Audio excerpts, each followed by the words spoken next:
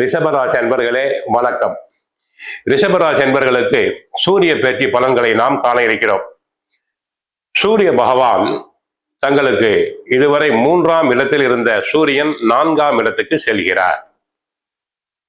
2இல் தன குடும்ப வாக்கு ஸ்தானத்தில் செவ்வாய், 4இல் சூரியன், புதன், குரு, 5இல் தங்களுக்கு சுக்கிரன் ராசிநாதன் நீச்சம் அடைந்திருக்கிறார்.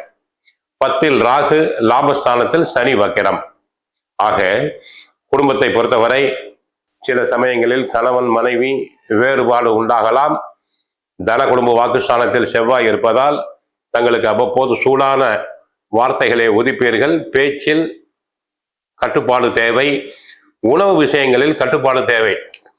வெளி இடங்களில் உணவு உண்பதை தவிர்த்தல் வேண்டும். 3இல் குரு, உத்தியோகம் பார்க்கும் இடத்தில் கவனமாக இருங்கள்.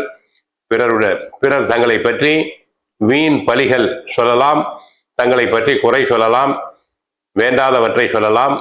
சற்று எச்சரிக்கையாக இருங்கள். கடன் வாங்க வேண்டாம், கொடுக்க வேண்டாம், ஜாமீன் பிறருக்கு தர வேண்டாம். 4ஆம் இடத்தில் சூரியன், புதன், சுக்கிரன். 4இல் சூரியன் புதன் இணைந்து இருப்பதால் புத ஆதித்ய யோகம் உண்டாகிறது.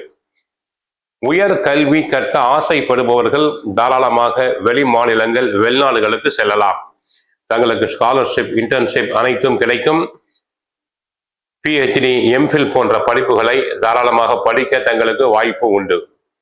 சூரியனும் புதனும் இணைந்திருப்பதால் பிறர் மனதில் உள்ளதை எடை போடும் சக்தி தங்களுக்கு உண்டு. 4இல் கேது என்பதால் பெற்ற தாயாருக்கு மருத்துவ செலவுகள் அடிக்கடி வந்து போகலாம். அரசியல்வாதிகள் புகழ் பெறுவர். கட்சிக்குள் பதவி கிடைக்கும். அவர்களின் ஆலோசனைகள் ஏற்கப்படும். புகழ் செல்வாக்கு பெருகும். 5ஆம் இடத்தில் பூர்வ புண்ணிய ஸ்தானத்தில் சுக்கிரன் நீச்சம் அடைந்திருக்கிறார். சுக்கிரன் நீச்சம் என்பதால், ராசிநாதன் நீச்சம் என்பதால் சற்று வரவு செலவில் கவனமாக இருங்கள். உடல் நலனில் சிறு சிறு குறைபாடுகள் வரலாம். செப்டம்பர் 1ஆம் தேதி தான் அவர் சாதகமாக வருகிறார்.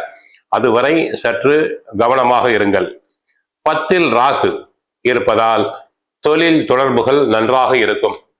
ஏற்றுமதி இறக்குமதி தொழில் உள்ளோர், வெளிநாட்டு தொடர்பு, கமிஷன் ஏஜென்ட் போன்றவருக்கு நல்ல பண வரவுகள் உண்டு. தரகு, கமிஷன் ஏஜென்ட் தொழிலாளர்களுக்கு நல்ல பண வரவுகள் உண்டு.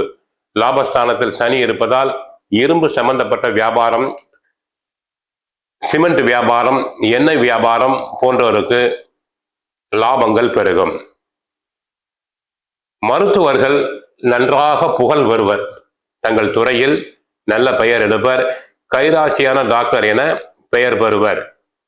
மற்றபடி சூரியன் ஆன்மா, கௌரவம், நிர்வாகம், தலைமை பொறுப்புக்கு அவர் காரணமானவர். ஒற்றை தலைவலி சிலருக்கு அடிக்கடி வரலாம். நல்ல சிகிச்சை எடுத்துக்கொள்ளுங்கள். மற்றபடி கோவிலுக்கு சென்றால் கிருஷ்ண பரமாத்மாவை வழிபடுங்கள். வீட்டில் சுந்தரகாண்டம், பகவத்கீதை பாராயணம் செய்யுங்கள். வாழ்க வளமுடன், மங்களம் உண்டாகட்டும். ஹரே கிருஷ்ணா, ஹரே கிருஷ்ணா, ஹரே கிருஷ்ணா.